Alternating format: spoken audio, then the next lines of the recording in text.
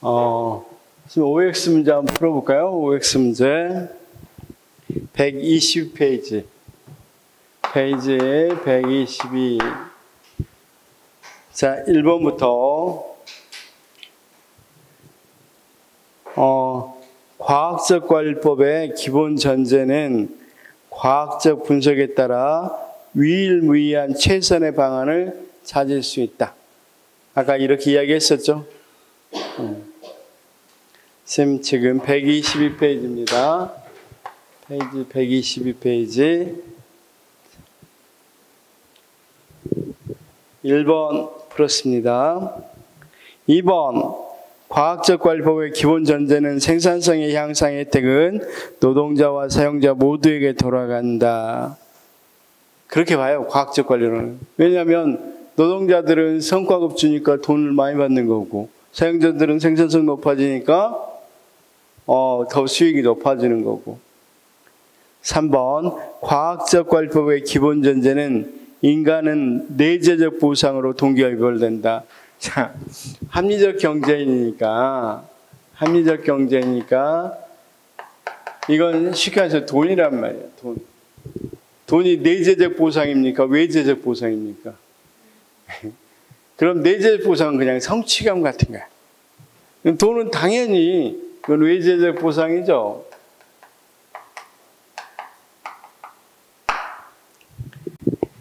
자, 과학적 관리법의 기본 전제는 조직의 목표는 명확하다. 그렇죠? 테일러는 시간과 동작에 관한 연구를 통해서 효율적 관리를 위한 최선의 방법을 찾고자 했다. 맞죠? 시간과 동작 연구. 한 분 안 들어오셨나?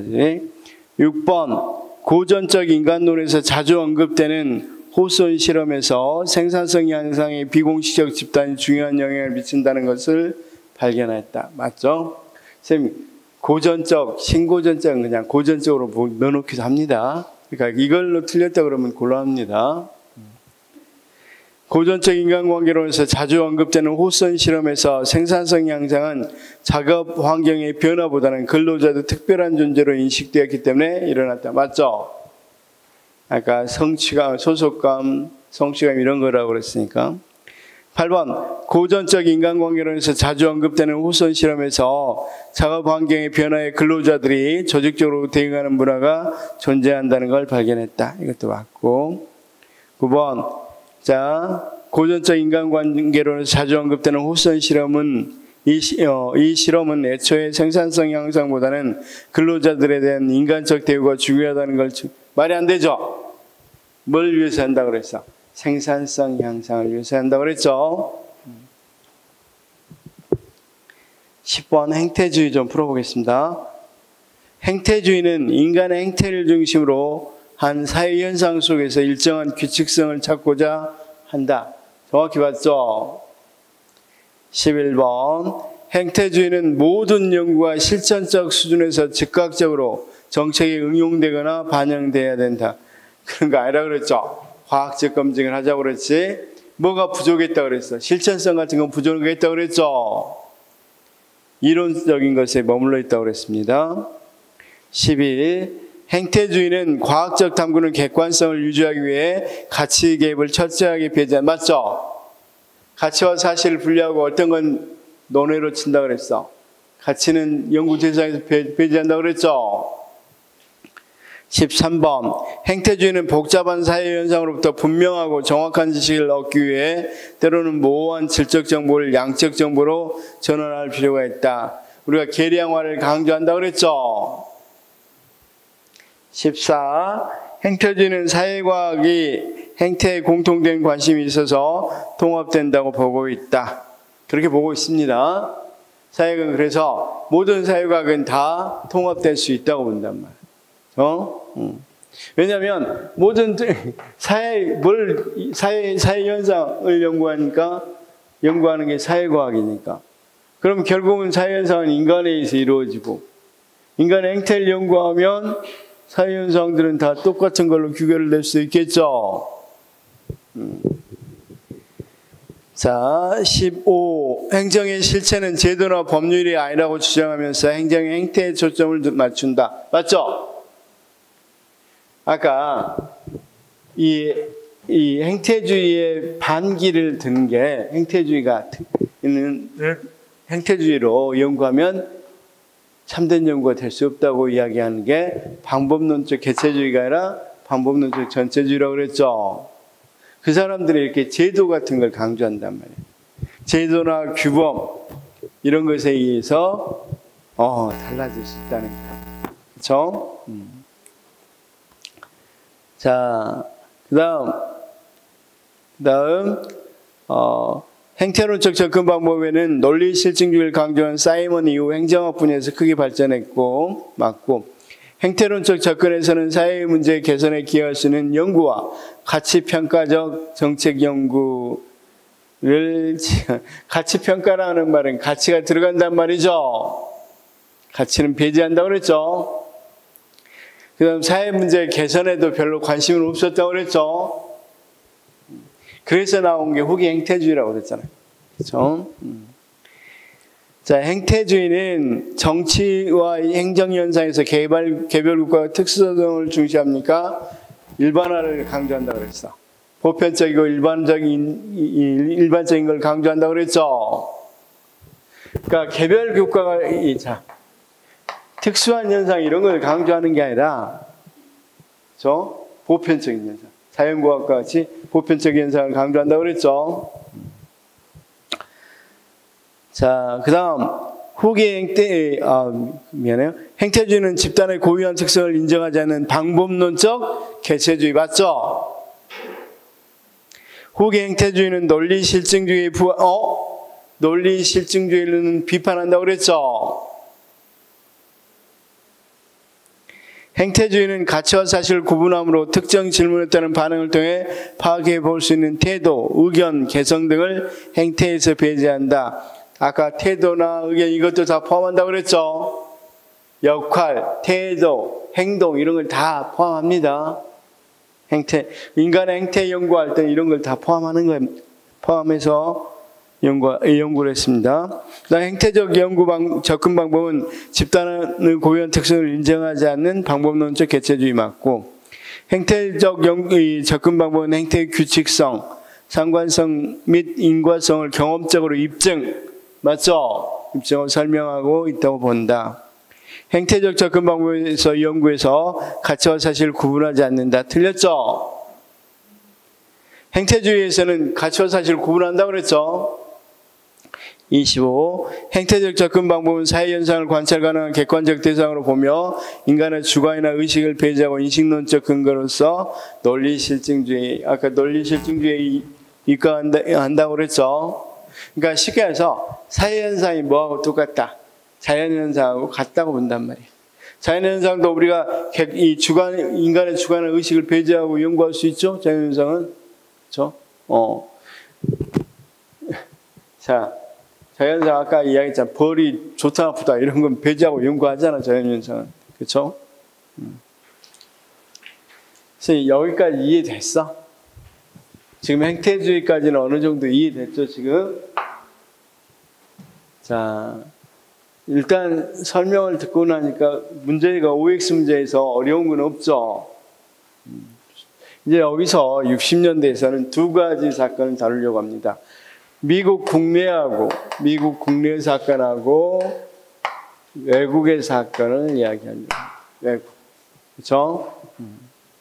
자, 아시다시피 제2차 세계대전을 겪습니다. 그래서 미국과 미소가 굉장히 대립한다고 그랬죠. 그러다가 천천히 이제 뭐가 끝나고 2차 세계대전이 끝나고 한 10여 년이 흐른 뒤부터는 자기들 체제가 어느 정도 안정되니까 자기들 체제를 뭐 하려고 한다? 수출하려고 한다고 그랬죠. 그렇죠? 그럴 때 자, 봅시다. 수출하려고 하는데 어느 나라에 미국도 나름의 제3세계 국가에. 그렇죠? 그다음 아시아는 소련은 역시 제3세계 국가에 공산주의를 수출하려고 한단 말이에요. 그래서 체제 경쟁이 벌어져. 체제 경쟁. 그러면 여기서 이제 외국에서 나온 게 거기 한번 볼까요? 행정 생태론하고 124페이지에 생태론. 그렇죠? 어물 이름 같기도 하죠. 생태. 넘어갈게요. 자, 참 우리 쌤들 휴가 언제 가? 휴가. 그렇죠. 수험 공부하는데 휴가 가면 안 되죠. 잘 다녀오시기 바라고. 행정 생태론. 그 다음 또 하나는 거기 행정체제론. 이건 이제 제가 설명할게요. 여기는 어떤 거고 연결되냐면 비교행정론. 여기는 발전행정론하고 연결돼요. 그러면 이걸 같이 설명을 해야 돼. 자, 미국에서 이제 제3세계 국가에 미국의 정치, 경제 체제를 수출했습니다. 근데 제3세계 국가는 이게 미국 체제를 도입했는데 잘 발달해 안 발달해? 엉뚱한 방향으로 발달이 이루어집니다. 미국의 정치 체제는 민주주의죠. 근데 수출했는데 독재되고, 미국은 어느 정도 자유에 기반해서 하는 자본주의 경제 체제가 되는데 계획 경제 같은 게 막 돼버리고. 그래서 영 이거 안 맞는단 말이야. 그러면 왜 안 맞는지에 대해서 연구를 해야 되겠죠. 그렇죠? 근데 왜 안 맞는지 결론이 나와 있어. 가설 또는 거의 결론 같은 가설인데, 제3세계 국가는 미국 같은 환경이 아니더라. 지금까지 환경을 연구하지 않았다고 그랬죠. 별로. 그러니까 크게 신경 안 썼다고 그랬죠. 근데 서서히 이제 어떤 것에 대한 연구들이 들어올 수 있겠어. 환경 문제가 들어올 수 있겠죠. 그렇죠? 그래서 여기 생태론은 말 그대로 환경에 영향을 받기 때문에. 자, 똑같은 제도를 여기 제3세계 국가에 넣었어요. 미국 제도를. 근데 여기서는 그럼 미국의 것과 똑같이 발전해야 되는데, 전혀 다른 방향으로 되네. 그러면 뭐 때문에 그러는지 알아봤더니, 주변 환경이, 이 체제, 이 씨앗을 심더라도 주변 환경이 다르면 우리가 잘 클 수 없겠죠. 비옥한 토양에서 그 나무를 있다 그래봐. 그 나무를 심었어, 다른 데. 그러면 그 나무대로 원래는 자라줘야 되는데, 이거 말라 비틀어지고 별로 엉망이야. 그럼 왜 그러겠어? 스님들 또 딱 생각해 보니까, 환경 때문이다, 이런 생각이 들겠죠. 그렇죠? 그래서 이제 생태론은 뭘 연구하기 시작해? 환경이 얼마나 영향을 미치는지, 조직에 영향을 미치는지를 연구하겠죠. 그래서 결국은 비교행정론이야. 어디와 비교해서? 미국과 비교해서, 또는 선진국과 비교해서 개발도상국 또는 후진국은 어떤 환경 속에 있는가를 연구를 한단 말이에요. 그렇죠?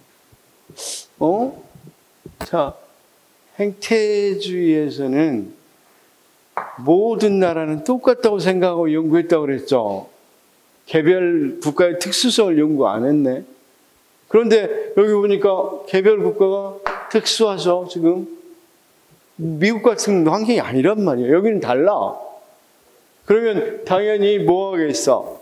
행태주의가 역시 여기서도 어느 정도는 비판을 받을 수밖에 없겠죠. 아까 보편적이라고 그랬잖아. 일반적이고 보편적이라고 그러는데, 특수하네. 그래서 이제 행정 생태론이 왜 여기하고 연결되는지 알겠죠? 여기서는, 여기는 여기하고 자연스럽게 연결돼요. 여기서는 그러면 어떻게 하겠어? 왜 어떻게 다른지를 연구하려고 그랬죠? 그래서 결론부터 말하면 리그스가 보면 미국은 사무실 문화란 말이야. 관료들이 공직을 사무실 문화. 이거 완전히 정확히 규칙에 의해서 딱 합법적으로 딱 하는데 개발도상국은 사랑방 문화야. 사랑방은 아무래도 사무실보다는 완전히 어느 정도는 사적이죠. 후진국은 아예 안방 문화야. 그러니까 같겠어, 다르겠어. 환경이 이렇게 다르니까. 똑같이 잘하지 못하겠죠. 그렇더라고 이야기를 한단 말이야. 그러면 미국 입장에서는 그럼 포기 저쪽에 하지 마 이런 게 아니지. 어떻든 수출은 해서 자기 체제가 우월하다는 걸 보여줘야 되겠죠. 그래서 그 국가를 발전시키려고 한단 말이야. 그러면 이 국가를 발전하기 위해서는 전략이 필요하겠죠. 발전 전략을 넣어야 되겠죠. 그렇죠? 그럼 그 전략을 넣을 때 어떻게 해야 되겠어? 부분적으로 생각에 대해 체제적으로 전체적인 관점에서 접근해야 되겠어. 전체적인 관점에서 접근해야 되겠죠. 그래서 체제론적인 관점에서 접근해서 발전 행정론을 이야기한단 말이에요. 그렇죠? 체제론적 관점에서 연구를 한다. 체제론적 관점 조금 이따 설명하겠습니다. 어떤 관점인지. 그러면 결국은 미국이 수출을 하려고 그랬는데 미국의 그러니까 미국의 민주주의라는 나무라고 합시다. 미국 체제에 나무가 있는데 그거 잘 안 자라. 왜 안 자라지? 그러면 당연히 풍토를 연구해야 되겠죠. 토양이라든가 날씨라든가 이런 걸 연구해야 되겠죠. 그걸 연구한 게 보다 비경쟁론이에요. 그렇다고 해서 거기서 그만두면 안 되겠죠. 여기에 맞도록 뭐 해야 되겠어? 전략을 짜야 되겠죠. 전략을 짤 때 부분적으로 짜야 되겠어요. 전체적인 관점에서 좀 짜줘야 되겠어. 시스템적으로 짜줘야 되겠죠. 그렇죠? 그래서 국가 발전하는데 공헌할 수 있도록. 근데 이런 건 누가 잘한다 그랬어? 제3세계 국가 같은 데서는 정치인은 믿을 게 못하고 엘리트는 관료라고 생각한단 말이에요. 그러면 누구 중심으로? 행정 중심으로 국가가 발전해야 된다 그러니까 정치보다 무엇을 더 위에 뒀어? 행정을 위에 뒀고 우리나라도 60, 70년대 어땠어? 대통령이 나서서 경제개혁을 몇 개년 경제 막 이런 거 세워서 발전시켰죠. 그게 여기야 여기. 이 지점이야. 우리나라가 미국하고 다르다고 생각했어. 미국처럼 민주주의 막 생각하고 나면 이 경부고속도로 건설할 수 있겠어? 안 되겠죠? 그러니까 니네들 맞춰서. 그런데 무작정 하면 돼, 안 돼? 어느 정도 전략을 짜야 되겠죠? 그럼 시스템적으로, 체제적으로 짜야 되겠죠? 그래서 발전행정론이 나온단 말이에요. 이해는 됐죠? 그러면 거기 행정생태론, 거기서 봅시다.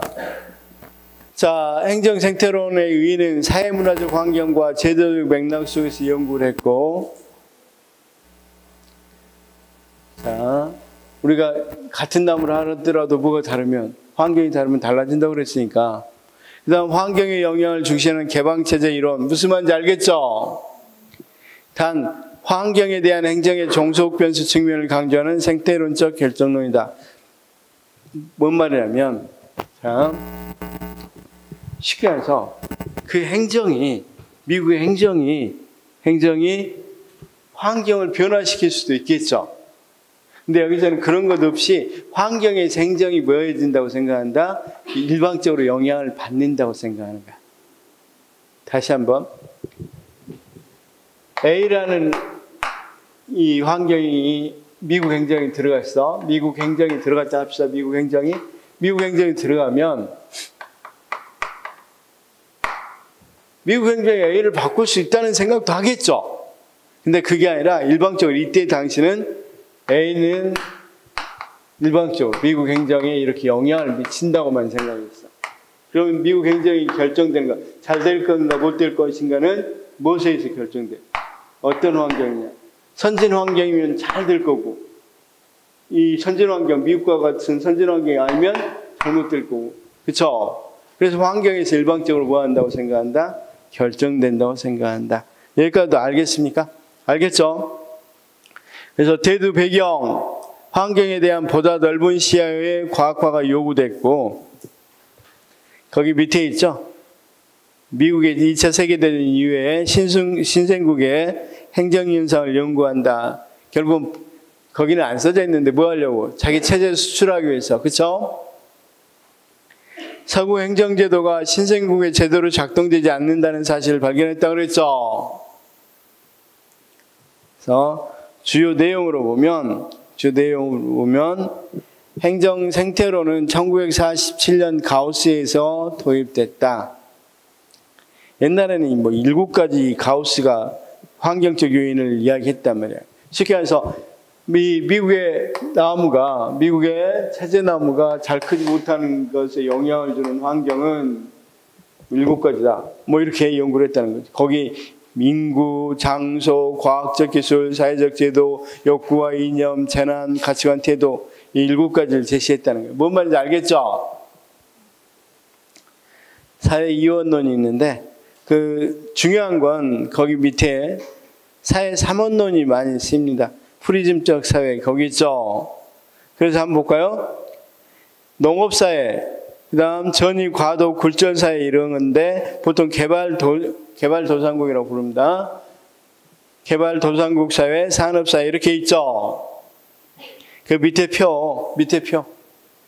그 밑에 표 보니까 융합사회, 그 다음 프리즘적 사회, 그 다음 분화사회 이렇게 돼 있죠. 거기를 밑에 보니까 농업사회, 전이, 과도, 굴절사회 이건데 그냥 무슨 이 개발도상국이라고 보면 되고 그 다음 산업사회가 있고 그럴 때 모형으로는 거기 안방 모델, 사랑방 모델, 사무실 모델 이렇게 돼 있죠. 뭐 그 다음 뭐 자유사상가 이런 건 시험에는 안 나옵니다. 인텔리켄처, 뭐 지식인을 말하죠. 인텔리켄처. 그 다음 지성인 뭐 이렇게 나오는데 거기는 중요한 게 아니라 관료제 모형망이 잘 나옵니다. 안방 모델, 사랑방 모델, 사무실 모델. 그렇죠? 자, 특히 이제 프리즘적 사회 특징 이런 게 나오는데 프리즘적 사회 특징 나오는데 옛날에는 조금 나오기도 했었는데 요즘은 시험에 안 나옵니다. 그렇죠? 그러니까 쉽게 해서 산업사회하고 미국하고 다르다 이거죠. 개발도상국도 고도의 이질성으로 전통적 특성과 현대적 특성이 혼합되어 있다. 그 다음 기능 및 행태의 중복으로 공식 기능은 분화되어 있으나 실제 기능은 중첩되고 분화된 기능과 분화되지 않는 기능이 공존하고 연구 우선주의가 존재하고 뭔 말인지 알겠죠? 뭐 특징이 있습니다. 옛날에는 시험이 나왔는데 시험에는 거의 안 나오니까 그런 게 있다는 정도만 알아두십시오. 영어들만 좀 읽어봐 주시기 바랍니다. 그 다음 행정 생태론의 공헌 이 부분만 좀 볼까요? 이것도 한 2가지 정도만 보면 됩니다. 개방체제적 연구다. 아까 우리가 폐쇄체제에서 이건 개방체제죠. 뭘 연구했으니까? 환경을 대상으로 연구했으니까. 그 다음 비교행정의 방향을 제시해줬다. 이렇게 돼 있고. 자, 종합과학적 연구 방식이 강조됐고, 후진국 행정연구와 중범위 이론에 대한 정립에 대한 기여를 했다. 중범위. 이런 말 많이 들어봤어요? 중범위 이론. 그냥 아주 쉬워요.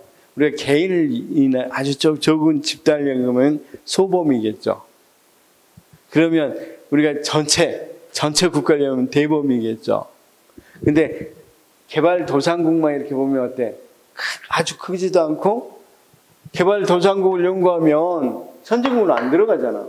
후진국도 안 들어가잖아. 이렇게 연구하면 어느 정도겠어? 범위 수준으로. 중범위죠. 그렇게 알아두시면 돼요, 그냥. 자, 거기에 한계만 하나 봅시다. 행정 생태론 한계, 그러면 뭐라고 보셨습니까? 생태론적 결정론이라고 그랬죠. 무엇에서 결정된다? 환경에서 결정된다. 그렇죠? 두 번째, 행정 생태론은 생태론적 결정론에 입각해 있다. 이렇게 이야기했고. 자, 그 다음 체제 이론. 이것도 시험에는 거의 안 나오니까 크게 볼 필요는 없는데, 자, 거기 뭐가 나와 있습니까? 행정체제론에서 우리가 체제가 뭡니까? 이렇게 이야기하면,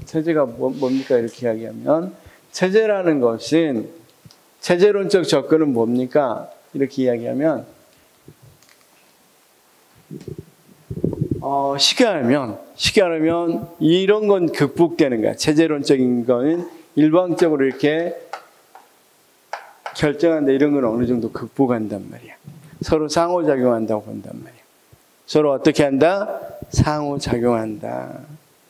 그렇죠? 그래서 우리가 일반적으로 상호의존성이라는 표현도 하는데 상호작용하는 거지 누가 일방적으로 정하는 것은 아니다. 그렇죠? 자, 우리가 보통 전체적인 관점에서 연구한다고 할 때 체제론적 연구를 한다고 그래. 체제론적 연구. 그렇죠? 그러면 자,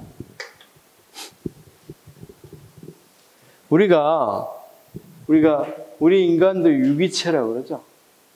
우리 인간도 이 체제론적 연구를 한다면 손은 어떤 기능을 해? 그렇죠? 물건을 짚거나 이런 거 하죠. 심장은 우리가 피를 돌게 해주는 기능을 하죠. 발은 인간의 몸을 지탱해 주는 기능을 하죠. 이런 식으로. 그런데 각각의 체제는 서로 간에 상호 의존을 하고 있어? 안 의존하지 않아? 우리 걸어갈 때 이렇게 걸어갑니까? 잘 빨리 걸어가려고 엇갈리게 걸어가죠. 그렇죠? 그다음 이를테면 이 어떤 부분 손이 다쳤을 때는 다른 것들이 보완하려고 노력하죠. 그렇죠? 그러면 서로 관련돼 있어 안 돼 있어? 관련돼 있는 거죠. 그다음 여기 한번 봐봐요. 이 체제론에서는 특히 환경, 투입. 환경에서 투입이 일어나면 뭐가 일어난다 그랬습니까?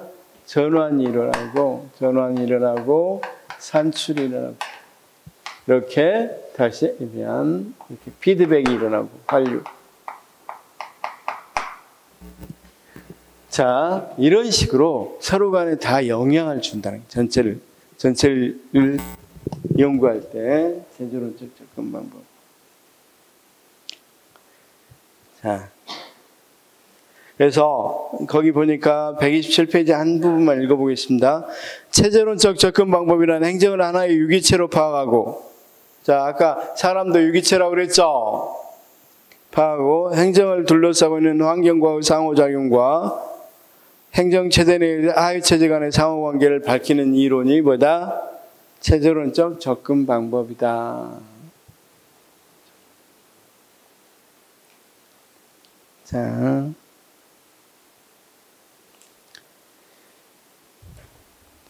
그래서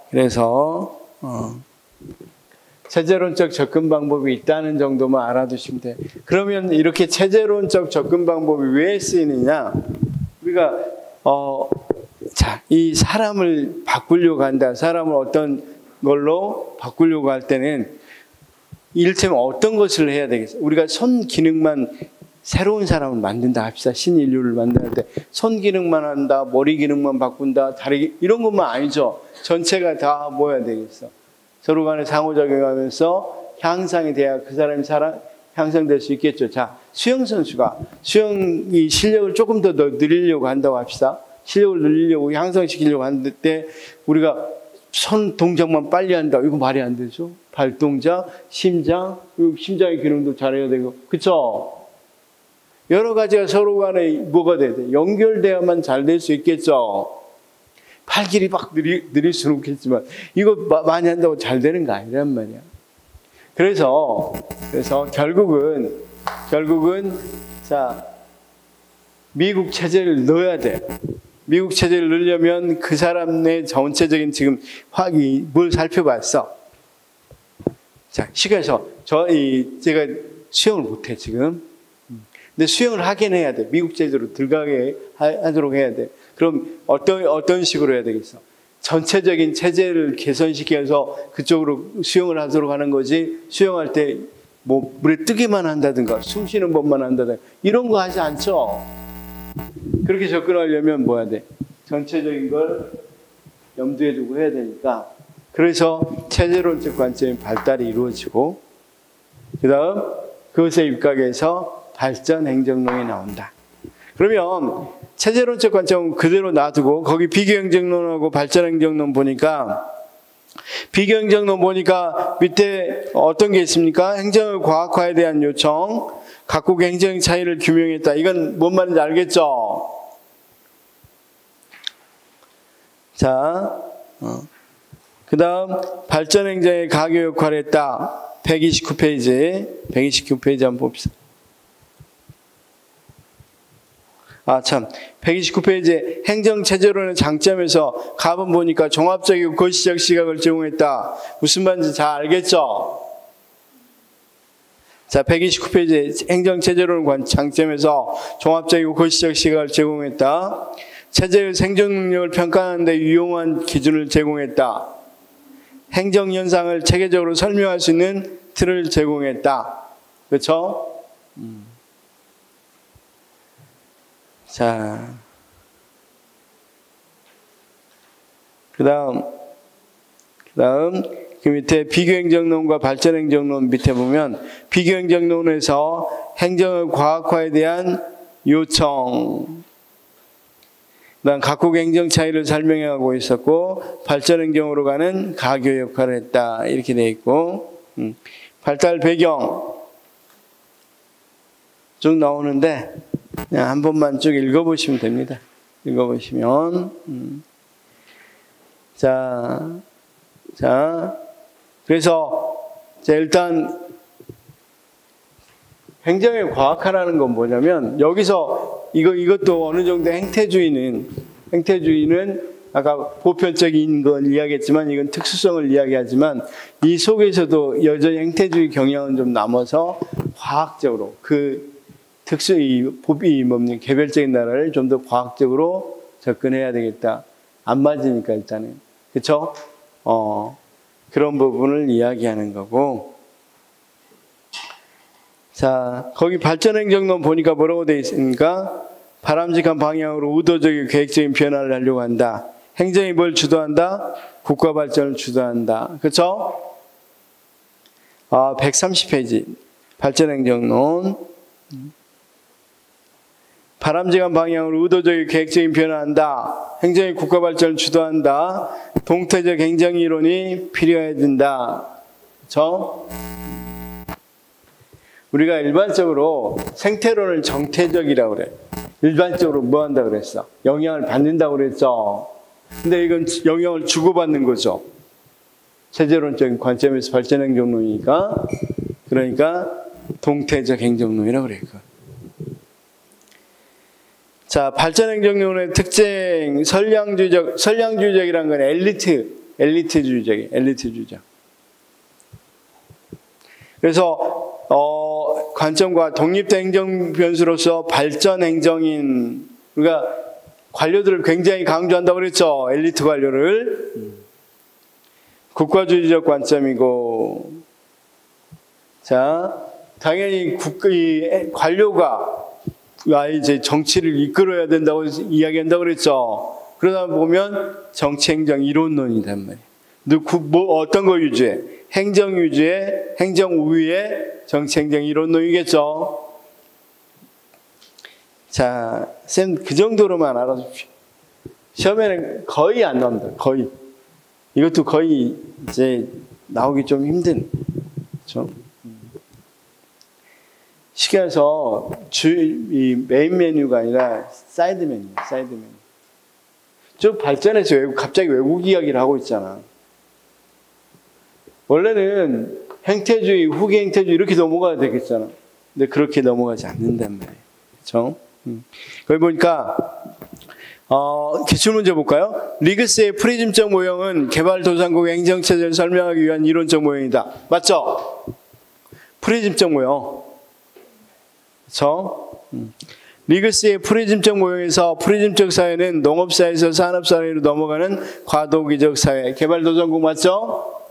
리그스의 프리즘적 사회에서의 프리즘적 사회의 특징은 형식주의, 정실주의, 이질, 혼합성 등을 들 수 있다. 맞죠? 리그스의 프리즘적 모형은 생태론적 접근 방법에 의해서 설명된다. 맞죠? 리그스의 프리즘적 모형은 농업사회에서 지배적인 행정 모형을 사랑방, 농업사회입니까? 아니면 개발도상국입니까? 개발도상국이었죠. 앞에 보니까. 앞에 보니까 개발도상국이었잖아. 프리즘적 모형은. 자, 쌤 125페이지.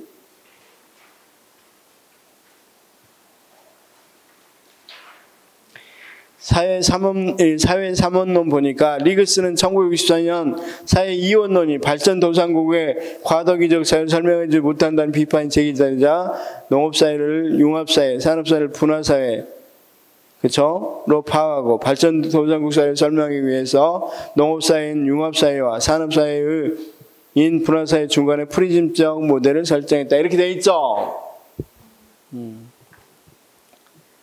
자, 그게 전부예요. 시험에 나온 전부. 그 다음 비교행정 밑에 6번. 비교행정의 한계는 독자적인 연구 대상을 확정하기가 어렵다. 그렇습니다. 비교행정의 한계는 환경과 행정의 교류적 관계를 경시한 정태적 이야기했었죠. 비교행정의 한계는 처방성과 문제 해결을 강조함으로써 행정의 비과학화를 처리하였다. 아까 행정은 과학성을 추구한다고 그랬죠. 비교행정의 한계는 행정을 지나치게 과소평가함으로써 행정의 독자성을 무시하고 그렇죠. 환경 결정론, 생태 결정론이었죠. 10번 발전 목표 달성을 위해 국가 발전을 추진하던 1960년대 발전행정적 사고가 지배적일 때 부각되어 중요시되었던 행정가치는 효과성이다. 그렇죠. 여기 봐봐. 이건 하나 말하자. 발전행정에서는 행정이념으로서 뭘 강조했다? 효과성. 자, 그러면 행정이념으로 조금 설명해 보겠습니다. 아까 여기 능률성이었죠. 그럴 때 이 능률성에서 과학적 관리론에서는 기계적 능률, 인간관계론에서는 사회적 능률, 나중에 이게 민주성으로 발전한다고 그랬죠. 그 다음 행태주의에서는 합리성을 강조합니다. 합리성. 사이먼 행태주의에서는 합리성을 강조합니다. 그 다음 자, 여기서 국외에서 이야기하는 발전행정론에서는 효과성 목표 달성도라고 그랬죠. 그래서 여기서는 무조건 효과성인 목표 달성도를 강조합니다.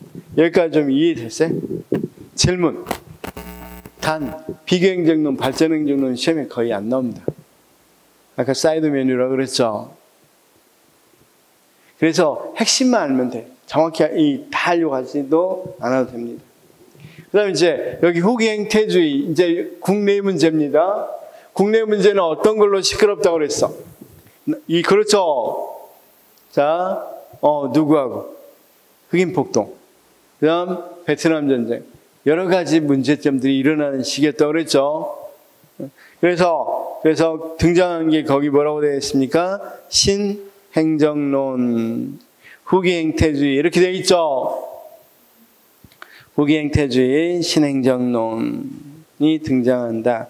그럴 때 좀 봅시다. 좀 중요한 이야기.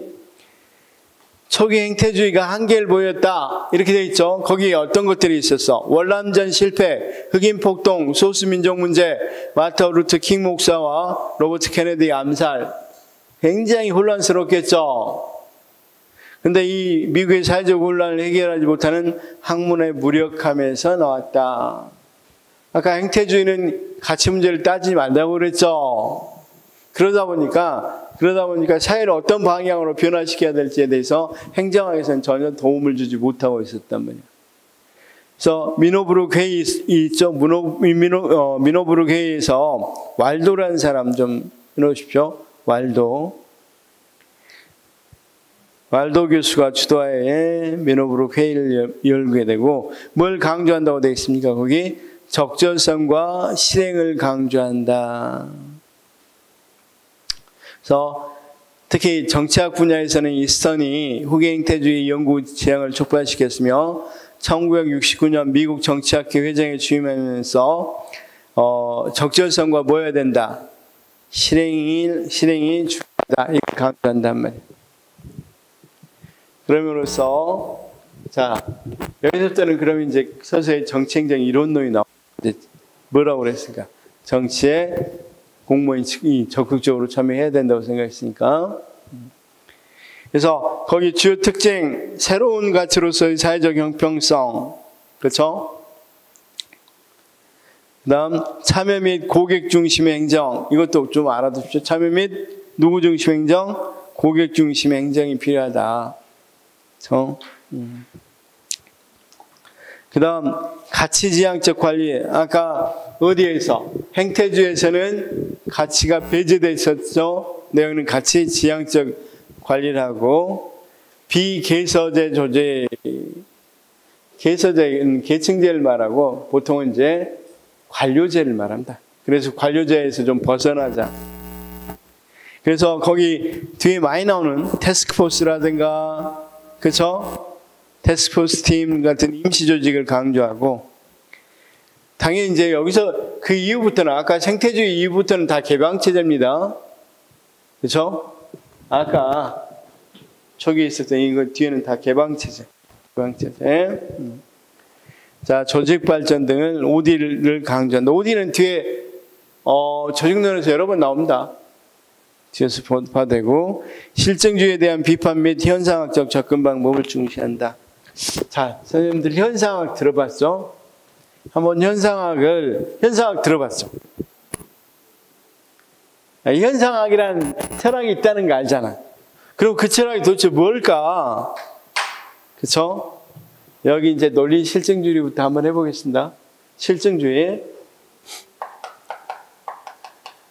실증주의는, 자, 여기 한번 봅시다. 사회과학이 뭐하고 똑같다고 생각한다. 사회과학도 자연과학과 똑같아서 자연과학적 방법을 사용한다. 그게 바로 실증주의다. 논리 실증주의 방법이다. 이렇게 이야기했죠. 다시요. 행태주의에서 강조했던 거가 똑같이 일반적으로 철학에서도 그렇습니다. 이게 20세기 주류였어요. 논리 실증주의가. 그러면 사회과학은 뭐 같다고요? 자연과학과 같다.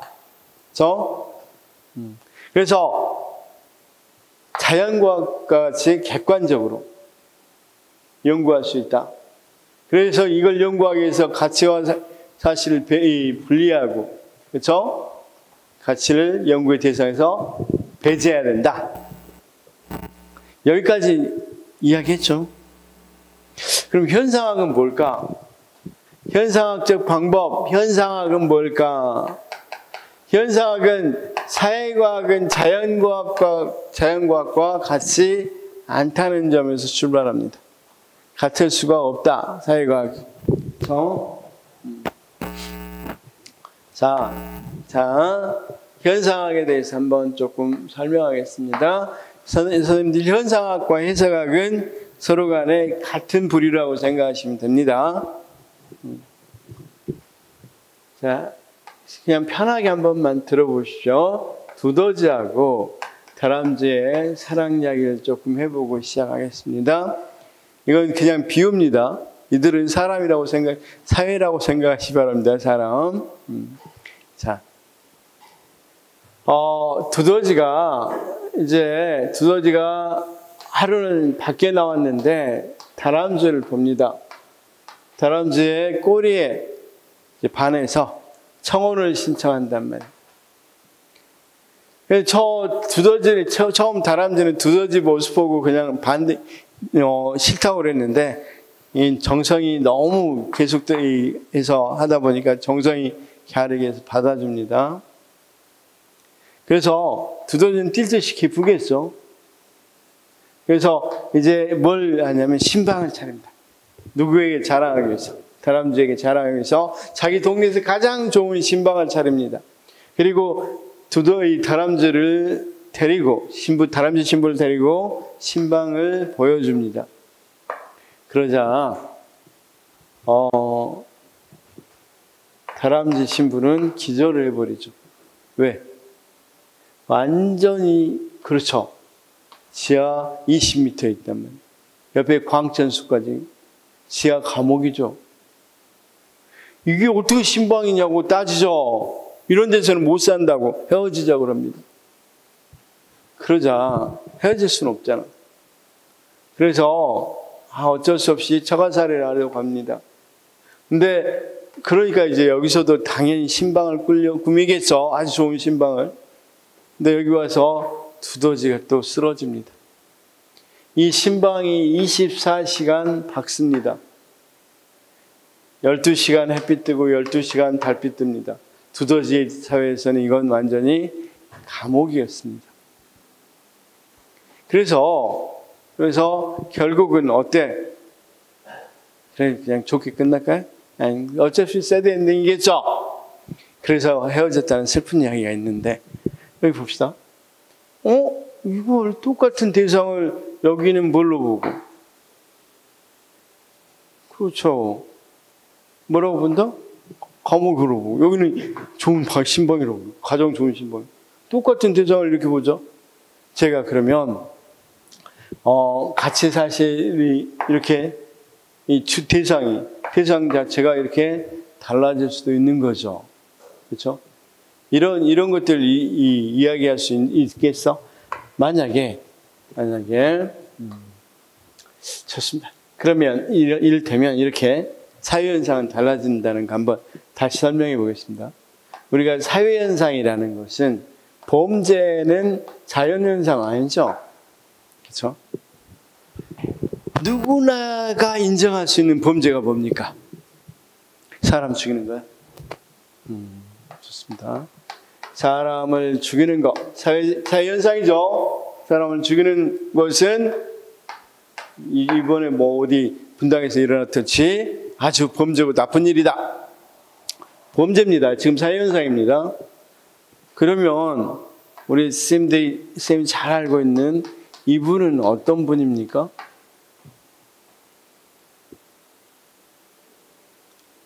사람을 많이 돌아가시겠네요. 그럼 이분은 범죄자입니까? 그렇게 말하기 감이 좀 그렇죠? 사회현상이라는 게 객관적 실체가 과연 있을까? 범죄라는 게. 범죄는 어쩌다. 이런 객관적 실체가 사회현상에 있느냐 이 말이죠. 현상학은 여기서부터 시작해요. 여기서부터. 현상학적 방법은 논리 실증주의 니네 말도 안 돼. 사회과학과 자연과학이 어떻게 같아. 사회과학은 객관적 실체가 없어. 범죄는 뭐다. 이런 건 없단 말이에요. 사회과학에서는. 자, 사회과학에서는 조금 아까 두더지동 이야기처럼 이순 씨는 아마 일본 가면 범죄자라고 할지도 모르겠습니다. 그렇죠? 우리는 애국자야, 애국자.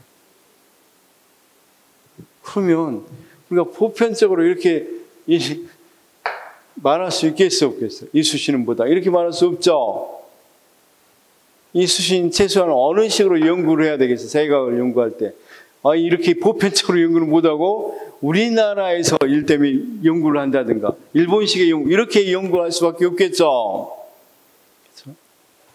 자, 현상학은 뭘 하려고 하는지 이제 알겠죠. 그러면 여기같이 법칙을 연구한다 이건 말도 안 돼. 법칙이라는 게 있을 수가 없다고 생각하겠죠. 말이 안 되잖아. 법칙이라는 게. 사람을 죽여서는 안 돼요? 그럼 지금 우크라이나 전쟁이 일어나면 죽여서 안 돼? 그럼 내가 죽는데? 말이 안 되잖아. 자, 우리가 한번 생각해 봅시다.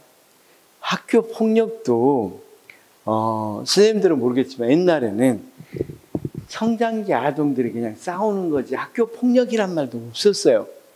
학교 폭력이란 말이 딱 이렇게 존재하는 게 학교 폭력 사회현상 맞죠? 존재했어요? 아니면 옛날에는 다 또 싸웠는데 옛날에는 지금까지 폭력이다 보니 이렇게 안 했잖아. 사회가 변하고 이렇게 변하니까 이걸 뭐라고 부른단 말이에요. 폭력이라고 불렀죠. 결국 그럼 학교 폭력이 옛날부터 쭉 있어. 뭐 어떤 자연과학처럼 딱 어떤 게 있는 게 아니라 최근에 만들어진 거네. 그러면 어떤 사회 현상들의 내용들은 사실은 그 사회의 구성원들이 구성한 거네. 만든 거네. 객관적으로 존재하는 게 아니라 만든 거네. 그럼 이렇게 만든 걸 연구하려고 하면 보편적으로 전체적인 규칙을 찾은 연구가 돼야 되겠어? 아니면 부분적으로 연구할 수밖에 없겠어? 부분적으로 연구할 수밖에 없겠죠? 그렇죠? 전체를 연구할 수 없잖아. 전체를 연구해버리면 안 되는데. 사회현상. 그래서 이 현상학적 연구에서는 전체를 연구할 수 없다고 생각하고, 그럼 양적 연구에서 질적 연구해야 되겠어.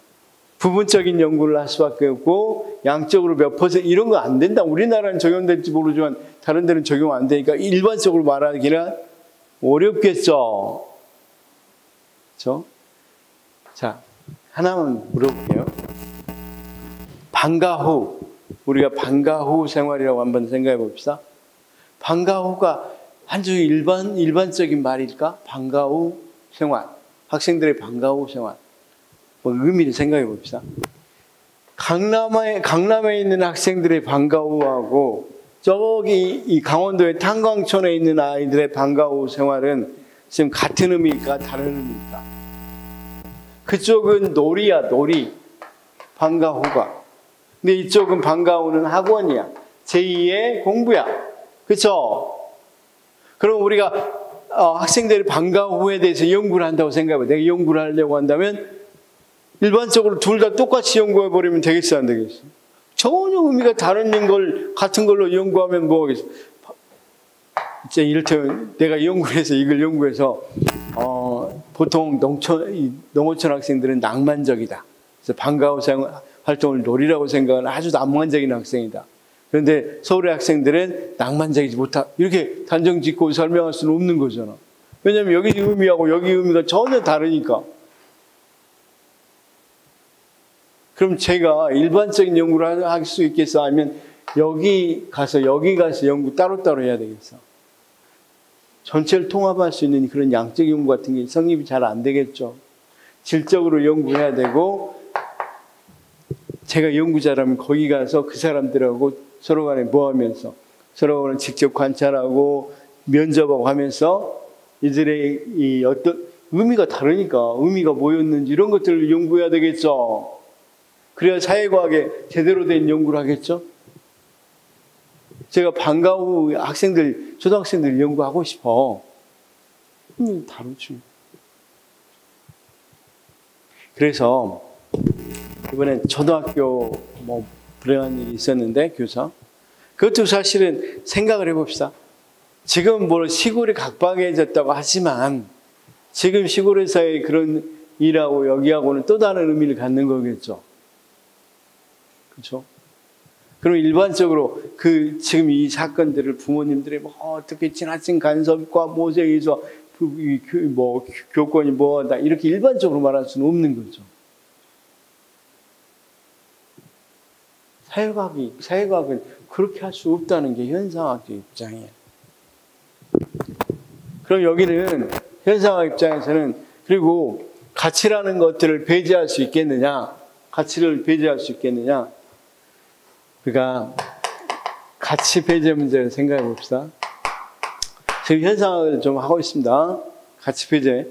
가치 배제는 주체하고 객체, 대상입니다. 대상을 분리할 수 있어야 됩니다. 그렇죠?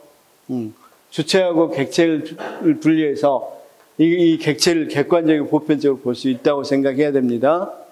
그렇죠? 주체는 사람입니다. 그러니까 이 개인, 인간입니다. 주체하고 객체가 분리되어서 해야 가치 배제가 되는 거죠. 그렇죠? 그래서 일단 벌은 다리가 6개다. 이건 누구나 똑같이 생각한단 말이에요. 이렇게 배제가 내가 아니더라도 누구나 똑같이 할 수 있도록 이게 분리돼야 되겠죠. 그런데 한번 잘 생각해보세요. 사회과학에서는 그게 가능하겠냐 이거죠. 자, 제가 지금 써보겠습니다. 방은 24시간 어두워야 된다. 맞습니까? 틀립니까? 방은 24시간 어두워야 된다. 맞습니까? 틀립니까? 두더지한테는 맞습니다. 다람쥐한테는 틀립니다. 정확히 쓰려면 여기다가 뭘 써야 돼? 두더지의 방은 이렇게 써야지. 그러면 주체하고 주체 빼놓고 객체만 이야기해서는 되는데 안 됩니다. 그럼 결국은 이게 연결됐다는 말은 가치가 항상 들어갈 수밖에 없다는 소리죠. 그래서 논리 실증주의 같이 가치를 배제할 수 없다고 보는 게 현 상황입니다. 쉽게 해서 이 수신을 평가할 때 우리 입장하고 일본 입장하고 같아 달라요. 그걸 분리해놓고 어떻게 이야기할 수 있겠어요? 가치 중립적으로 이야기할 수 있습니까? 없다는 거죠. 그러면 결국은 현상학 입장에서는 가치를 지향해야 된다는 입장이고, 따라서 지금 신행정학에서는 자, 뭘 비판하고 논리 실증주의를 비판하고 현상학의 입장을 어느 정도 택한다는 말은 가치가 뭐 되어야 된다? 지향돼야 된다. 그리고 어느 정도 미국 사회에서의 문제점들은 미국에서만 또는 존재할 수 있겠어 없겠어? 다시 이게 어느 사회나 다 있는 게 아니라 그 사회의 특수성이 있어 없어? 현상학 입장에서는 그 특수성이 있을 수밖에 없겠죠. 아까 다람쥐 사회하고 두더지 사회는 전혀 다른 사회잖아 지금. 햇빛에 대한 정의도 전혀 달라. 두더지에서 완전히 햇빛이 나쁜 거야. 그쵸? 근데 다람쥐 사회에서는 햇빛이 정말 고마운 거죠. 다르잖아. 그러면 결국은 어떻게 한다? 미국 사회의 그 특수성을 어느 정도 인정하고 미국 사회에서 개선해야 될 점들을 가치적인 부분도 넣어서 이야기해야 된다. 해야 된다고 이야기하겠죠. 미국 사회는 다른 사회보다 훨씬 더 흑백 갈등이 심하니까. 우리나라는 흑백 갈등이 있습니까? 아니, 옛날에 60년대 전부 다 왕인정이죠. 그 우리나라 문제하고 미국 문제는 전혀 다른 문제잖아. 만약에 어느 정도 이 가난한 부분이 없는 사회하고 미국같이 이렇게 큰 사회하고 다르겠죠. 그 사회의 적실성이라는 건. 그렇죠? 그래서 거기에 맞는 행정이 이루어져야 되고 가치가 아까 배제할 수 없다고 그랬잖아. 그렇죠? 가치라는 건 사회가 살아가게 되면 어차피 거기 사는 사람들의 영향을 받아 안 받아? 다시 다람쥐나 이 두더지의 영향을 받아야 되죠. 그냥 방은 24시간 밝아야 돼. 이런 건 없잖아. 그렇죠? 그래서 어느 정도는 미국을 발전된 방향으로 미국 사람 구성원들이 어느 이쪽으로 갑시다. 우리가 이수신을 영웅이다 이렇게 만들듯이 이쪽으로 갑시다 하는 방향성이 있어야 되겠어 없어야 되겠어? 미국이 발전하는 방향성을 추구하자 이거야. 그래서 추구해서 강조한 게 사회적 형평성이야. 사회적 형평성을 추구해야 되고, 그리고 그런 걸 안다면 행정에는 좀 더 실천성을 가져야 되고, 그 다음 누구나에게 똑같은 게 아니라 적실성이 있어야 되겠죠. 미국 사회에 맞아야 되겠죠. 자, 다시. 미국이 지금 직면한 문제에 완전히 확실한 알맞은 해결책이 있어야 되겠죠. 그걸 강조하는 게 신행정학이라고. 그래서 신행정학은 어떤 입장에서 했다? 행정학적 접근 방법을 중시했다. 이게 무슨 말씀인지 아시겠죠? 현상학적. 그러니까 자, 우리 쌤들 이제 현상학이 뭔지 알겠죠? 현상학이. 현상학적 방법이라는 것은 뭘 비판했다? 논리 실증주의, 사회과학과 자연과학이 같고, 그래서 가치와 사실을 배제할 수 있고, 그래서 사실만을 연구 대상을 했을 때 객관성이 있고 과학화된다. 여기 봐봐요. 가치와 사실을 분리할 수 있고 사실만을 연구 대상으로 해야 된다. 왜? 객관화한다면 또는 과학화한다면 누구나 똑같이 생각해야 되는데 가치를 넣어버리면 누구나 똑같이 생각이 안 해. 그렇지 않기 때문에 이걸 하지 말자는 거야. 의식적으로 배제하자는 거야. 우리가 벌을 연구할 때, 자연과학에서 연구할 때 좋다 나쁘다를 넣어서 연구하면 이 사람 좋다고 할 수도 있죠. 선생님은 나쁘다고 할 수도 있잖아. 그렇죠? 그럼 객관적인가? 아니잖아. 벌 다리가 6개, 6개는 똑같이 생각하잖아. 객관적으로. 그래서 이걸 버리자는 거야, 여기서는. 그래서 연구를 객관화시키면 과학적 연구가 된다. 이렇게 이야기했단 말이에요. 사회과학이. 그런데 현상학에서는 사회과학, 자연과학은 전혀 다른 이야기다. 사회현상들은 사실은 객체가 없다. 실제로 범죄 이런 게 없다. 범죄 만들어진다. 그렇죠? 자, 우리가 이런 게 있었어. 그 5명만 모이면 집시법 위반이라는 게 있었어. 근데 그게 범죄입니까? 5명 모이면? 바로 안 되잖아. 근데 그 당시에는 뭘로 만들었어? 범죄로 만들어. 그럼 범죄라는 실체가 있어요? 선생님 말하는 어떤 실체라는 건 그 사회에서 만들어지는 거지 실체가 있는 건 아니라는 거야. 딱. 그래서 현상학에는 사회과학은 자연과학과 다르고 주체, 객체가 구분할 수도 없고, 그렇죠? 그래서 가치하고 사실도 구분이 안 되고, 그래서 연구를 할 때 여기서는 굉장히 자연과학적인 연구를 하지만 여기서는 그런 게 아니라 다른 연구 방법을 택해야 된다.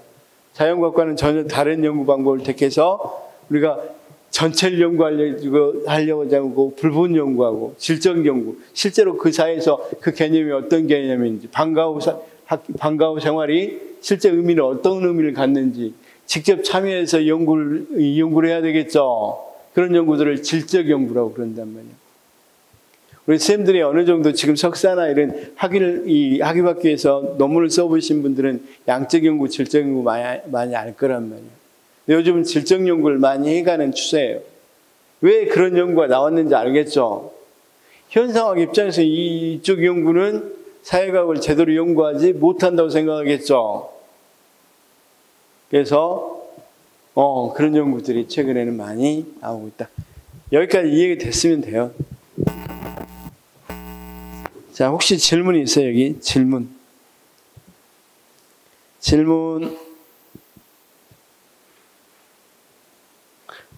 질문해야죠. 질문 좀 있어야 될 것 같은데. 혹시 더 물어볼 거 없어요? 현상학 또는 뭐 논리 실증주의도 좋고. 그렇지. 가치가 중립이 아니라 가치를 지향해야 되겠죠. 왜냐하면 지향할 수밖에 없어. 주체가 객체가 분리될 수 없으니까. 그러면 우리가 아까 여기에 있는 방은 맞지 않는 방이고 방이 아니죠. 감옥이죠. 두더지 입장에서는 지하에 있는 건. 그래서 가치가 들어갈 수밖에 없다고 생각하는 거죠. 가치 지향. 그러면 가치가 지향되지 않는 연구는 잘못된 연구다. 이렇게 보는 거야. 그러니까 입장의 차이라고 생각하면 돼. 입장 차이. 여기서는 충분히 그럴 수 있다는 거고 사회과학도 이렇게 할 수 있다는 거고 여기는 그렇게 할 수 없다는 입장이고. 그러면 어느 것이 틀렸냐 맞느냐 문제가 아니고 그 사회에 따라 그 현상도 그 사회가 어떻게 흘러가느냐에 따라서 주류가 있고 비주류가 있을 수 있겠죠. 20세기는 거의 주류가 이거였어요. 20세기는. 근데 이 20세기 후반부터는 거의 주류가 뭘로 넘어왔어? 이런 주류, 이런 방법으로 사회과학 연구에서는. 지금도 자연과학 연구는 논리 실증주의로 하지 누가 이 뭐 초전도체 현상을 참 이쁘고 귀엽고 뭐 이런 거 아니잖아. 연구를 할 때. 지금도 생물학 연구한 사람들이 벌레 연구하면서 징그러운 벌레 이렇게 연구한 거 봤어요? 그런 거 어디 있어? 그런 거 없잖아, 그냥. 어떻게, 무슨 과정을 거치고, 탈피 과정을 거치고, 이런 것들을 연구하는 거죠, 그냥. 이해됐어요? 또. 자, 그래서 자, 신행정론에서 이제 거기 뭐하고 좀 비교해 봤냐면 행태론하고 신행정론하고 비교해 보고, 그다음 발전행정론하고 신행정론하고 공통점하고 차이점 이야기했죠. 선생님, 뭐 공통점은 둘 다 어떤 입장입니까? 정치행정 이론론 입장 공통점이죠. 자, 그 다음에 행정에 적극적 역할을 하자. 이 정도는 공통점이죠. 차이점은 거기에 있으니까 좀 봐두시면 되겠고. 현상학 한번 봐봐요. 현상학은 사회현상 또는 실제는 사람과 동떨어진 객체가 아니라 그 속에 참여하는 사람들 상호간의 주관적 경험으로 이루어지며 의식, 생각, 언어, 개념 등으로 구성된다는 것. 그러니까 쉽게 말해서 현상학에서는 사회현상은 객관적 실체가 없다. 자, 아까 같이 학교 폭력은 뭐다? 이것도 변하겠어, 안 변하겠어? 변하겠죠? 자, 그래서 그 다음 답은 보니까 뭐라고 돼 있어요? 현상은 질적인 자료 수집을 중요하게 고려한다고 그랬죠? 어휘에 숨어있는 의미나 관계의 유형을 분석. 일반적으로 현상학 연구는 소규모입니까? 대규모라고 그랬어? 소규모라고 그랬죠? 소규모로 구성되며 특정 집단 및 주제의 특성을 세밀하게 분석하는 것을 목적으로 한다. 대두 배경 봅시다. 행태론에 대한 반발, 정확히 말하면 논리 실증주의에 대한 반발입니다. 철학에서 말하면 논리 실증주의에 대한 반발. 하문의 행위론의 등장, 해석가 그 영향을 받아 하문 등의 행동 이론, 행위론 등을 통해서 행정학에 도입됐다. 자, 시간이 이렇게 됐으니까 조금 더 하고 그냥 끝내버립시다. 15분 빨리 끝낼게요. 그럼 안 모으셨으니까. 거기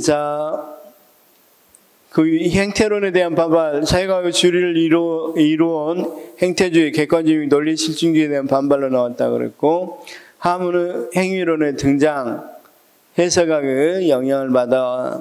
아까 어떤 계열이라고 그랬어? 그냥 현상학, 해석학 설명할 때는 같은 계열로 그냥 생각하고 해도 돼요. 큰 차이가 없으니까.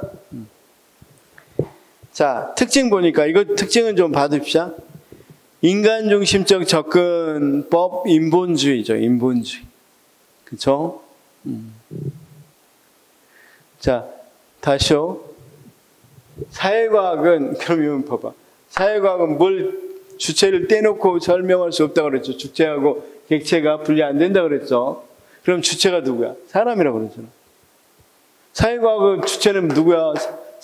인간과의 관계잖아, 사회니까. 그럼 결국은 누구를 연구하는 거야? 누구를 중심으로 두고 연구하는 거야? 인간을 중심으로 연구할 수밖에 없겠죠. 그쵸? 사회니까. 그 다음 상호주관성, 이제 이런 것들은 조금 설명해 주면, 간주관성, 상호주관성, 이런 것들을 이야기하는데, 상호주관성을 중시한다. 그 다음에 행태가 아닌 행위를 중시한다. 그쵸? 자, 이런 말들이 좀 어렵죠? 자, 그냥 편하게 쉽게 한번 설명해 보겠습니다. 상호주관성이라는 건 뭐냐면, 왜 상호주관성을 중시한다고 그러냐면, 이런 거였어요. 그러면 우리가 연구를 하려고 합시다. 연구를 하려고 하는데, 그럼 현상학은 주체하고 객체가 분리한 데니까 주체가 있으면 그 주체 한 사람 한 사람 생각이 다 다를 수도 있겠네. 그러면 한 사람 한 사람을 연구해야 돼? 그럼 100사람 있으면 100사람 하나하나 연구해야 돼?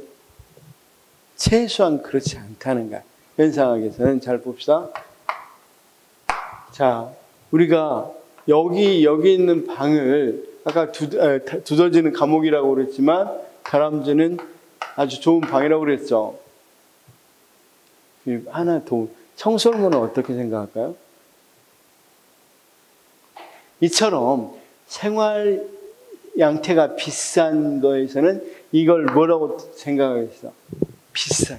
또 거의 유사하게 생각한단 말이에요. 그걸 뭐라고 그래? 상호주관. 주관적인데 서로 간에 같은 생각, 어느 정도 유의미하게 같은 생각으로 갖는 주관성이라는 뜻이야.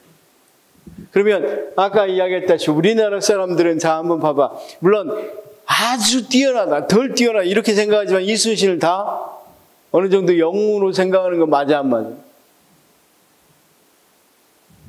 다시 한번 봐봐. 우리가 방과 후의 놀이, 그러니까 방과 후의 시간, 이걸 생각할 때, 물론 탄광촌에 있는 아이도 A가 조금 다르고 B도 조금 더 다를 수도 있겠죠. 그렇지만 여기 생활 양식을 거의 공유하다 보니까 여기는 놀이다. 이런 것에는 큰 의미에서는 거의 다 같이 생각이 안 해. 아까 두더지나 이런 생활 공간을 비싸게 하는 애들은 이건 좋은 방이다. 이렇게 생각한다고 그랬죠. 그럼 이런 것들이, 이런 상호주관성이 있어야만 연구를 할 수 있겠죠. 한 명 한 명의 생각이 좀씩은 다를지 모르지만 이건 놀이라고 생각한다는 점에서는 공통점이니까 그걸 연구할 거 아니에요. 그걸 상호주관성이라고 그래. 자, 좋습니다. 간주관성이라고도 하고, 그런 것들이 있다. 그걸 중시한다. 이것만 알아둬요, 그냥. 뭔 말인지. 이해는 했으니까. 그쵸? 그 다음, 그래서 행태가 있는 행위를 중시한다. 이 말은, 자, 행태는 그 사람의 행동이나, 그쵸? 아까 역할이나 이런 걸 그냥 독립된 그런 거 이야기했지만, 여기서는 상호작용적인 행위를 말해요. 자, 다시요. 자, 여기 한번 봐봐요. 이 사람의 행동들이 혼자 결정되면 상호작용을 통해서 이루어지는 거야. 의미 같은 게. 다시 한번. 우리가 이 놀이라는 거, 탄광촌의 아이들이 놀면서 놀이라고 생각하는 건 자기들끼리 뭘 통해서 아는 거야? 상호작용을 통해서 알게 되죠. 그렇죠? 그래서 놀이라고 생각하고 행위가 일어나죠. 그래서 행태는 이렇게 알아도 행태는 개별적인 거야. 개별적인 거. 인간은 그냥 행동. 이렇게 이야기한다면 행위는 상호작용적인 것. 이렇게 이야기하면 돼. 사회적인 것. 이렇게 이해하시면 된다. 그래서 자연적, 과학적 연구 방법을 강조해서 철학적 연구 방법을 중시하겠어. 철학적 연구 방법. 우리가 자연과학적 연구 방법은 논리 실증주의를 말하니까. 철학적 연구 방법을 이야기한다. 여기까지는 다 알겠어요, 쌤? 비판이론은 시험에 안 나왔는데, 할까 말까 지금 고민 중에. 비판이론은 시험에 안 나왔는데, 쌤 비판이론 들어봤어요? 처음 들어봐요? 비판 철학 처음 들어와요? 어려운데 할까 말까 지금 고민해요. 그러면 시험에 안 나왔으니까 간단하게 설명할 거니까 재밌게 그냥 설명을 해볼 거니까 모르면 그냥 제껴버립시다. 아무 생각 없이 그냥 편하게 들어보십시오. 지금부터 한 10분간 농담한다고 생각하고 들어보시기 바랍니다. 우리 쌤들 마르크스라는 사람 알아요? 잘 알죠? 마르크스라는 사람. 마르크스라는 사람이 왜 유명하냐면 그냥 편하게 들으시라고 그랬어요. 우리가 소크라테스, 플라톤 이후로 전부 다 정신이 육체를 지배한다고 생각했어요. 정신이 물질이나 육체를 지배한다고 생각했어요. 근데 마르크스는 이 생각을 거꾸로 뒤집어 버려요. 물질이 육체를 지배한다는 거예요. 우리가 심순애하고 이수일, 김중배 이야기 알죠? 그 이야기 몰라? 세대 차이 나네. 김중배 다이아몬드에 넘어가고 그런 거 있잖아. 심순일과 이수. 몰라요? 그냥 그렇다고 칩시다. 자, 알았어. 그냥 더 쉽게 한번 설명해 볼게요. 그래서 정신을 상부 구조라고 그랬어, 플라톤은. 물질을 하부 구조라고 생각했어. 그렇죠? 자, 우리 스님이 삼성의 비서실에 근무합니다. 비서실. 그러면 자, 비서실에 근무하는데 이재용 회장이 우리 집 내일 김장하는데 그럼 우리 스님은 어떻게 할 것 같아? 분명히 고무장갑 끼고 한남동을 헤매고 있겠죠? 그렇죠? 왜 그래? 왜? 그냥 그 사람은 물질을 그러니까 소유한 이 물질 구조 그러니까 하부 구조에서 자본가야. 그냥 자본을 소유한 사람. 생산수단을 소유한 사람이야. 쌤은 피자본가. 생산수단을 소유하지 않은 사람이야. 근데 이 사람이 뭐가 된단 말이야? 지배자고 이 사람 피지배자가 돼 있죠. 요즘 회사 다니면서 사장님한테 막 대들고 그런 사람 어디 있어? 사장님이 하자는 대로 다 하죠. 웬만하면.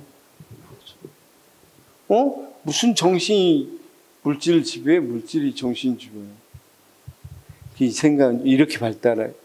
그래서 이 자본가들이 자기들에게 유리한 상부 구조, 정치체제 이런 것들은 정신체제니까 상부 구조라고 생각했어. 경제 구조가 하부 구조고. 정치, 그 다음 언론, 그 다음 이 종교 이런 것들을 자기들 유리하게 만들어. 그럼 결국은 이들은 여기에 꼭두각시밖에 안 되니까 뭐 한단 말이야. 여기는 지배자가 될 수밖에 없겠죠. 그렇죠? 그래서 내부자들 봤어요? 내부자들 보면 그 자동차 사장님 있잖아. 자동차 회장. 그 회장이 다 막 이 좌우하고 있잖아. 그때 나온 정치인 이경영 씨인가 이 정치인 그다음 뭡니까 주필 그다음 누구 다 그 사람 밑에서 뭐해? 그 사람 다 지시하죠. 이렇게 하라고. 결국은 그러면 그런 사람들 다 잡고 있다는 거야. 지금 우리가 삼성을 함부로 할 것 같아? 정치인들이 못해요. 그럼 결국 잡고 있어서 결국은 지배하게 된다. 그렇죠? 그래서 이제 하부 구조 결정론이야 이런 것들이. 그러면 자본주의 사회에서는 그러면 이버가 이들이 지배자가 되니까 자본주의 사회에서는 경쟁을 해야 된단 말이야. 경쟁을 할 때 제일 중요한 건 뭐야? 이윤을 남겨야 되는데 자본가들이 이윤을 남기는 방법은 노동자들이 뭐 하면 돼? 노동력을 착취하면 돼. 많이 착취할수록 나는 뭐가 될 수 있겠어? 경쟁에서 이긴단 말이야. 다른 자본가들에게서 이기게 되니까 착취를 계속 하다 보면 지렁이도 밟으면 어때? 꿈틀하죠. 그럼 결국은 이게 터진다. 그게 공산당 혁명이고 그렇게 되면 뭐 한다? 경제 구조가 없어지잖아. 경제 구조가 없어진단 말은 다른 말로 모두 다 경제 수단을 소유하는 사람이 없으면 누구나 공동생존 공동 분배하면 평등해질 것이다. 이런 생각을 마크스가 했다고. 여기까지 이해됐죠? 그런데 1960년대 여기도 마찬가지야. 프랑스나 영국, 독일 이런데 이제 마르크스주의자들이 있을 거 아니야. 지금 사회가 하도 그 빈부격차 크고 그러니까 이 사회가 공산화 돼야 된다고 생각하는 사람들이 있을 거 아니야. 그쵸? 그 당시에. 그러니까 이 사람들이 소련이 자본주의가 심화되지 않았는데 공산당 혁명이 일어났어. 그러면 그 당시에 프랑스, 영국, 독일 같은 데는 자본주의가 굉장히 심화되어 있죠. 그러면 발본에 굴순한다고 금방 또 뭐 일어나겠다. 혁명이 일어나겠다. 볼셰비키 혁명 같은 혁명이 일어나겠다. 굉장히 기다렸는데 안 일어나. 이 사람들 생각은 딱 하나야. 뭐 때문이다? 자, 이렇게 억압하고 착취하면서 뭘 넣더라? 이데올로기. 이데올로기는 허위의식을 말해요. 허위의식. 자, 질서는 아름다운 것이다. 이렇게 돼 있죠. 아름답나요? 질서는 아름다우면 자, 경제 질서가 있어요. 경제 질서. 자, 우리 선생님 경제 질서에서 어디에 속해 있을 것 같아? 여기 체류는 이재용 씨라고 합시다. 선생님은 미안해. 지하 50m야. 그래서 합격했어. 합격하고 좀 해서 올라갔어. 그러면 선생님은 질서 파괴자지. 경제적 질서가 있는데 질서 파괴자잖아. 그럼 질서는 아름다운 건 다 지배계층의 이익이야. 그대로 있었으면 하는 사람들이 만들어낸 말이야. 저축은 미덕이라고요? 선생님, 지금 가서 은행 가서 나 1,000만 원만 꽂아요. 꽂습니까? 저축은 누구를 위해서 있어? 자본가들을 위해서. 현대는 마음대로 꿔가죠. 빚이 얼마든지 꿔가죠. 그럼 그 사람들이 뭐 하려고? 자기들 이 좋아라고 저축해라고 그러는 거예요. 실제로 서민들은 저축할 필요 없어요. 그냥 10년 빨리 죽으면 돼요. 40년 막 엄청나게 고생해서 저축해서 10년간 뭐 하려고 또 안 먹고 뭐 해서 막 아둥바둥해서 저축해서 노후 10년간 그래도 조금 인간답게 살려고 저축한단 말이에요. 그러니 40년간 그냥 뭐 흥청망청 먹고 10년 일찍 죽는 게 훨씬 더 뭐 그렇게 살아난 건 아닙니다. 이런 것들이 이데올로기, 허위의식이에요. 이런 것들이 있으니까 쉽게 와서 지렁이도 밟으면 꿈틀해야 되는데 지렁이에게 마취제를 줘버리면 꿈틀 안 하겠죠. 질서는 아름다운 것이다. 또는 저축은 뭐 미덕이다. 그리고 또 웬만하면 전부 다 어느 정도는 뭐 했습니까? 학교도 어느 정도 다닐 수 있게 해주고 이렇게 계속. 그렇지만 대학생들도 저기 삼성에 있는 자녀가 다니는 그 대학하고 우리가 생각하는 대학 같겠어요? 근데 그 대학 다니게 해준단 말이야. 해주긴. 그런 이데오 허위의식을 심어줘. 그러다 보니까 이 사람들이 이 지렁이도 밟으면 꿈틀해야 되는데 이런 마취제를 줘버리니까 이데올로기라는 마취제를 주니까 꿈틀하지 못한다고 생각한단 말이야. 그런 비판 철학자들은 세상은 이런 이데올로기 같은 걸로 많이 오염돼 있다. 다. 그러다 보니까 뭐 한다? 민중들이 자기들이 짓밟히고 있다는 생각을 못하게 만든다는 거야. 그걸 깨우쳐야 되는 게 이 사람들 생각은 의식화 교육이야. 의식화 교육은 이데올로기를 들추어내는 교육이야. 그러면 이 의식화 교육은 옛날에 전두환 시기에는 완전히 아주 좌파죠. 공산 좌파. 맨날 전두환에서는 이 학생들이 그래서 막 의식화 시킨다, 뭐 이런 말들 굉장히 부정적으로 썼단 말이에요. 원래는 근데 그렇게 부정적인 말은 아니고. 그럼 이 사람들의 입장에서는 이렇게 뭐가 돼야 되겠어? 그러니까 비판 철학은 아주 간단해. 지금 불평등한 사회다. 사람들이 깨어나야 된다. 의식화 교육을 통해서 깨어나고 그래서 어떤 상태로 된다. 좀 더 함께 잘 살 수 있는 사회로 가자. 이게 비판 철학의 생각이야. 그러려면 뭘 해야 돼? 우리가 지금 억압받고 있다는 사실을 알아야 돼. 그래야 조금이라도 사회를 바꾸려고 노력하겠어, 안 하겠어요? 우리 스님들 잘 생각해봐. 질서는 아름답다는 거 한 번이라도 뭐 해봤는지, 회의를 해봤는지, 왜 질서가 아름답지? 라고 생각을 해봤는지. 우리는 너무 당연하게 뭐가 됐다면, 주입됐단 말이에요. 그런 것들을 못 깨는 사회가 지금 기득권 세력대로 그대로 가면 불평등한 사회 계속되겠죠. 이 사람들 생각은 그걸 깨자는 거야. 이 정도야, 이 정도. 이 정도 선에서만 알면 돼. 그럼 그 사람들은 그래서 이걸 깨려면 어느 정도 이성적 접근이 필요해. 아주 냉철한 접근이 필요하겠죠. 그렇죠? 자, 그러면 여기 봅시다. 총체성, 거기 특징으로. 그래서 그 사람들을 뭐라고 그러냐면, 특히 하버마스가 대표적이고, 그런 학파를 프랑크푸르트 학파라고 불러요. 그래서, 행정학에서는 데넨하트 뒤에 나옵니다. 공공서비스론자인데, 이 사람 내에서 본격 도입되고, 총체성, 그 다음, 의식과 이성을 중시하고, 인본주의. 아까 전부 다 인간 소유 현상이 뭐라 그랬어? 뭐, 이데올로기 때문에 인간 소유 현상을 일으킨다고 그랬죠? 그쵸? 그 다음, 비판적 관점이고, 그래서 상호 담론이라는 건 뭐냐면, 자, 자유로운 의사소통과 토론. 이건 뭐냐면, 뭐가 없는 상태. 이데올로기가 없는 상태를 이상적 담론 상태라고 생각해. 거기에서 토론 같은 걸 통해서 정해진 것이 바로 진리다고 생각을 한단 말이에요. 다시요. 사회과학에서 진리라는 건 어떻게 존재한다?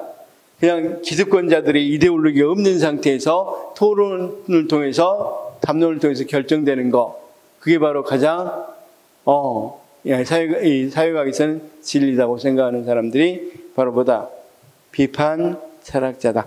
선생님 이제 비판 이론이다. 대강은 알겠죠? 무슨 말인지. 시험 문제 하나 정도 나올 것 같은데 안 나온단 말이야. 그런데 우리 지금 그런 입장에서 그냥 생각하시면 돼. 굉장히 간단해. 현 사회는 뭐다? 불평등하고 억압 상태에 있다. 기득권자에서. 그래서 그러면 어떻게 해야 되느냐? 아까 이데올로기를 들춰낼 수 있는 거. 이런 것들을 냉철한 이성을 통해서 이걸 들춰내고, 그렇죠? 어떤 사회를 지향하자. 함께 잘 살 수 있는 사회를 지향하자. 다 함께 잘 살 수 있는 사회를 지향하자. 자, 그 정도로만 좀 알아두시면 됩니다. 자, 그 다음, 거기 138페이지에 있는 신행정학부터는 식사 후에 하겠습니다. 혹시 질문 있어요? 선생님들이 오늘 조금 어려운 거 했어요. 행정 현상하고 비판 철학이 있는데, 비판 철학은 몰라도 됩니다. 방금 아주 그냥 짧은 그 정도만 기억하면 되고, 현상학은 당연히 뭐부터 나와야 돼요. 논리 실증주의를 비판했다. 그걸 알아두셔야 됩니다. 그래서 가치 중립이 아니라 가치 지향. 그렇죠? 그 다음 질적 연구 방법으로는 질적 연구를 강조한다. 부분적인 연구, 질적 연구. 자. 혹시 여기에 대한 질문이 있어요? 이런 건 한 번만 알아두면 안 잊어먹으니까 좀 알아두시면 돼요. 그 다음에 이제 이런 건 일상생활에서도 뭐 맨날 뭐 현상학적으로 뭐 이렇게 나올 때, 그런 의미를 갖고 있구나. 라고 알 수 있으니까. 자, 그러면 식사하고 공공선택 이론 하겠습니다.